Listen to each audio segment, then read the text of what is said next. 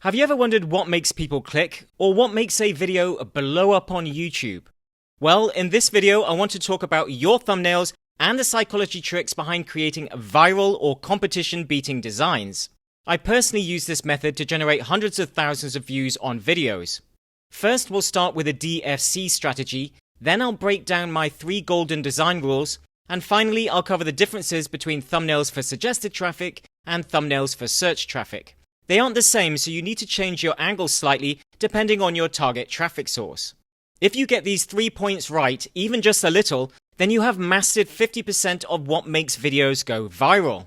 The DFC strategy stands for Desire, Fear, and Curiosity. Leading psychologists who specialize in what makes people click and watch videos have broken down what works and why. They all state that thumbnails need curiosity. You need to make people want to know what the video is about. It's not that you don't give some information away, but you want to leave enough information out so that people aren't 100% sure and their curiosity makes them want to click to find out more. An example of this would be, instead of how to make sourdough bread, you could say the perfect sourdough recipe or professional sourdough secrets. Each video would be about making sourdough bread, but 2 of them spark more interest. You could just stop at curiosity, but to add even more pull to your thumbnails, you can add fear and desire. Both are powerful emotions that make us take action. Fear could be 3 sourdough mistakes to avoid, or this wrecked my sourdough.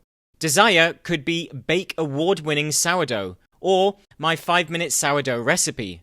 They all still contain an element of curiosity, but have added emotional impact. You want to avoid mistakes or failure, and desire saving time while creating amazing bread.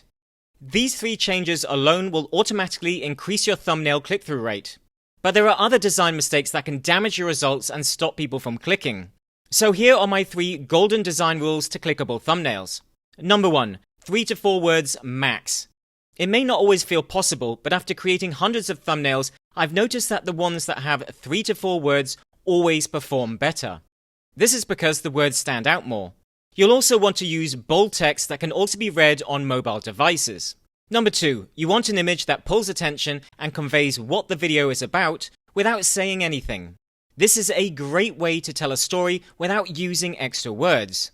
Images showing emotion work really well. There's a reason you see YouTubers slap their face all over their thumbnails. Pointing or looking at text draws attention, and emotions convey the feeling of the video, such as stress or frustration that your sourdough is not working out. Other images could be the sourdough failure or success. Number 3 is your thumbnail layout. YouTube blocks part of your thumbnail on different devices, so you always want your text on the left side of the thumbnail so it isn't covered. In most cultures, we also read from the left, so our eyes are trained to go from left to right. The image wants to be on the right side looking out or left at the text if it's a person. It's also important not to overclutter your thumbnail. The text, background, and image is more than enough. It needs to stand out even when small. Simplicity rules here. A good test of this is to zoom out of your browser when using YouTube. Close your eyes for a moment and then reopen them and see what thumbnails catch your eye the most.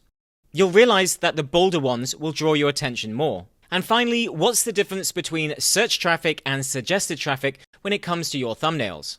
If you are targeting search, then those people have intent. They know what they are looking for, so your thumbnail needs to be clearer. You still want curiosity, but not so much that they think the video isn't what they are looking for. An example would be if I was looking for a review of an online software like Morning Fame. If I typed Morning Fame review into YouTube, I expect to see videos for reviews. You could just be direct and say Morning Fame review 2022, but if you wanted to add more curiosity, you could say, does Morning Fame really help grow your channel? Or is Morning Fame worth it? If you think from the point of view of the person searching, these are the questions they want answered when looking for a review. If I was targeting suggested traffic, then I would want to go for a broader audience of YouTubers. And what do all YouTubers want? More views. So you could say this tool 10x'd my views, or how I exploded my channel views. The video would then introduce the tool as the reason they got more views. Both videos are doing the same thing, but targeting people in different ways. You can mix it up a little to work for both traffic sources, but I find generally focusing on one strategy per video works best. So give these tips a try when creating your next thumbnail and let me know how you get on in the comments below. With that said, if you'd like more free training on how to build a profitable YouTube channel, then check out the links in the description. That's it for today. Thanks for watching, and remember, you're just one video away. Until next time.